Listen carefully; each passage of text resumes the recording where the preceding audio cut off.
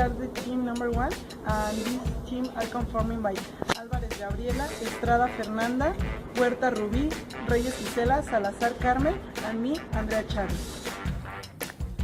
Many human societies have been governed by states for millennia. However, for most of prehistory people lived in stateless societies. The first states arrived about 5,500 years ago in conjunction with rapid growth of cities, invention of writing, and codification of new forms of religion. Some see a state as an ancient institution going back to Rome, Greece, and before, and theorized by Plato, Aristotle, and other classic philosophers.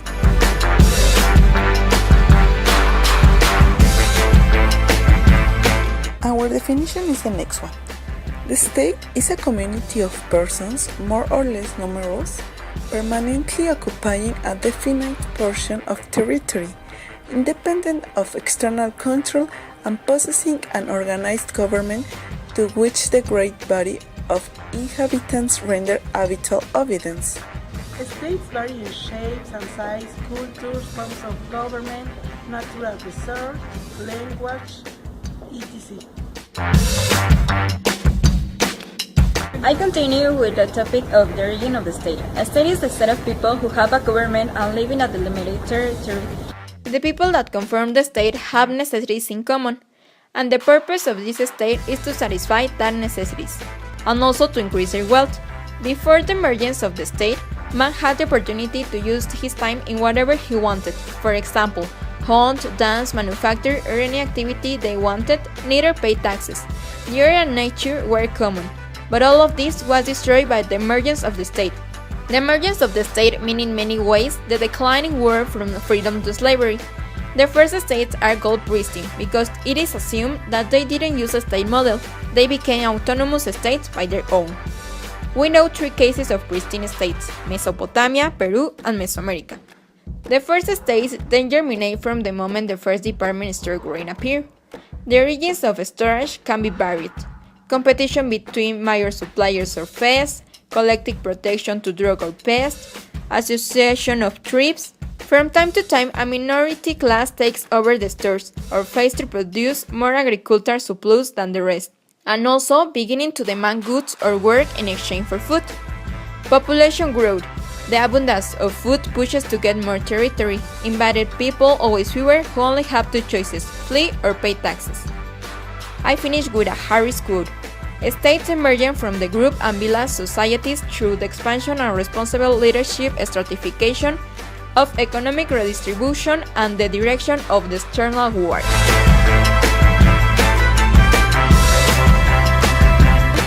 According with the Mexican political constitution, in Mexico, the state is conformed in the way shown here.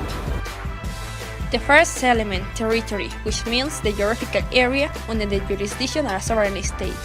There is one state and a federal district, as well as the subsoil, the air, and the sea attached to the Mexican coastline, the island including all rivers and cays within the adjacent seas.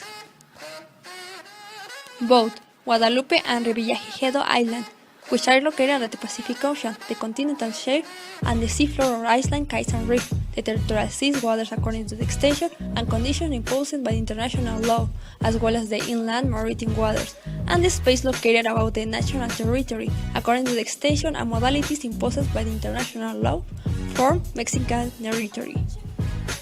The second element, population, is integrated by Mexicans who could be by birth or by naturalization, as well as the foreign people that reside here. And the third element, the government. As the Mexican political constitution mentioned, the Mexican people willingly constitute itself as a representative, democratic, and a federal republic, integrated by states who are free and sovereign in order to organize their internal regiments, but which are also united as a federation established under these constitution principles.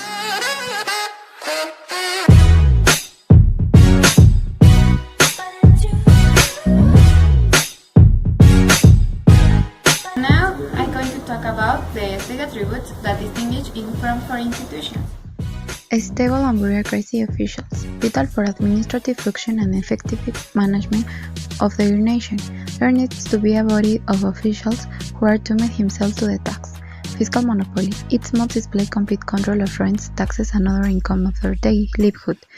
Use your bureaucracy for this purpose that projects you against foreign domestic threat and engage it to form defense for him.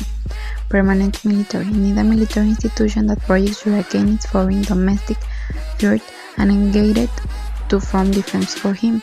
Monopoly legal force. To be a necessary condition that the state develop modern and contemporary soul and legitimate use of force to ensure domestic order. That is why the legislature creates laws that are the executive branch controlled by the use of coercive enforcement mechanisms, and the judiciary implements and enforces the use of force is legitimate. Sovereignty. Ability to be recognized an institution of great prestige and power in a given territory.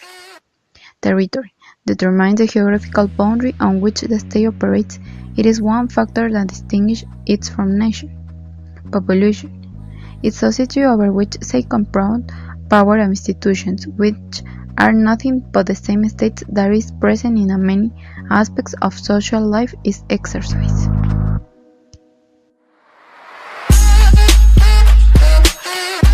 Types and forms of the state. First and traditional classification of the state refers to the centralization and decentralization of power, differentiating between individual states and the complex structure, the latter being generally federation and confederation, and other intermediate states. A second classification theory is: first, neutral states, those who abstain to participate in international conflicts, if you have absolute neutrality by constitutional provision. This is the case of Switzerland. If you are neutralized a country, are neutral states for someone and something concrete. 2. Sovereign states decline to exercise its international responsibilities. They are dependent states in matters of international relations. This is the case of San Marino, which manages international relations to Italy. 3rd. States in free association with another.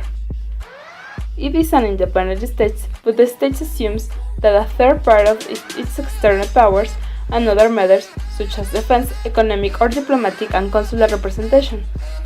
Palau is the case in the United States of America. 4. States under tutorship. They are protected status in a similar way to what was the United Mandate. And 5. No internationally recognized sovereign states. They are sovereign and independent states, but not being recognized by any other, had very limited capacity to act. The Bantustan that were only recognized by South Africa and regarded by the rest of the international community.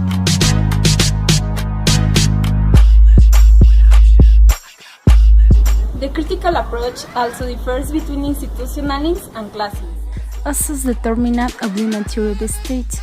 Other conceptions accept the existence of the state with more or less authority or power, but differ on which should be the organization and the scope of these powers. Anarchists argue that the state is the power structure that seeks to dominate the use of force over a territory at its population, and is recognized as such by neighboring states. The most apparent elements which point the power of the state are border control, tax collection, printing money, a police force and an army, a bureaucratic system run by workers' officials.